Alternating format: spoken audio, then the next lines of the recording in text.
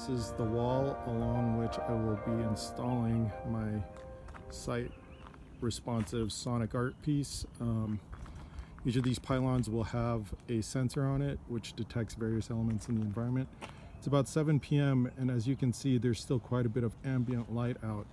But this is the path that a lot of people have been using just for a little bit of exercise during this time when people are feeling really cooped up, when populating this stretch along the canal quite a bit more. And the idea is to turn it into a walking meditation space.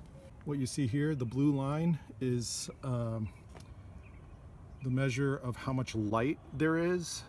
So if I put my hand over the photoresistor, you can see that it changes the values as it turns into evening and into night. That value, as it drops, it will be modulating various elements of synthesis. So here's the Bella. Photoresistor is still facing towards sunset. It's about 10 minutes later, and as you can see, it's gotten considerably darker.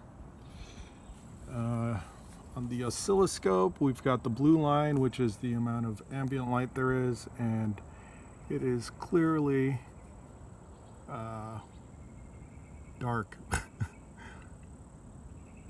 Here's the granular synth patch, and here are the readings from the resistors and other sensors.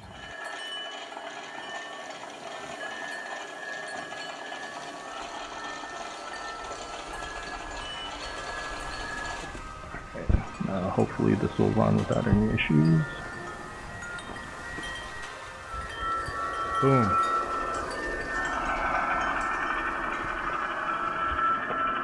And this is in stereo.